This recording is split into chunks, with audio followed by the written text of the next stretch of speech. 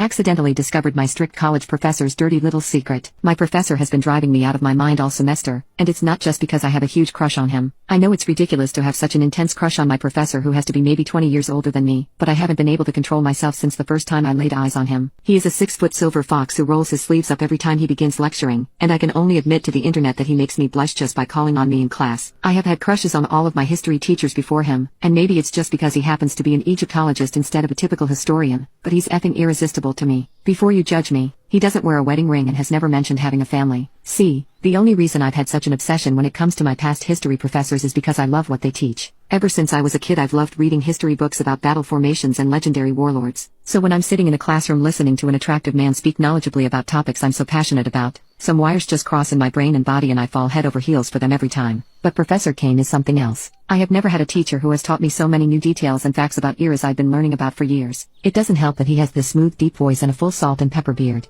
I think my crush would have faded in time just like all my other ones in the past, but my professor seemed to take a weird liking to me, but not in the way I wanted. After Professor Kane noticed that I raised my hand more than any other student, and never missed the extra credit portion on an assignment, he offered to do an independent study with me. I would meet him in his office once a week for private lectures on any topic of my choice as long as I wrote research papers on each lecture he designed just for me. It was a steamy, intellectual intimacy like I had never felt before, and it made my knees weak to be sitting there in front of Professor Kane as he explained ancient Egyptian medicine to me with stars in his eyes. I've wanted him for months, but he has been nothing but polite and professional to me. He assigns me more work than anyone in the class, and asks for regular meetings to discuss my work, but I've never caught him even taking a second glance at me. I felt my lust in secret. I would think of Professor Kane during Tinder hookups and I knew my insane crush was only growing. As the end of the semester closed in, I started to realize that soon my time with Professor Kane would be over for good. It had been a tough week, and I wanted to make my research paper to Professor Kane extra polished, so I ended up going over it again and again, until eventually, I noticed something strange. My word count was off.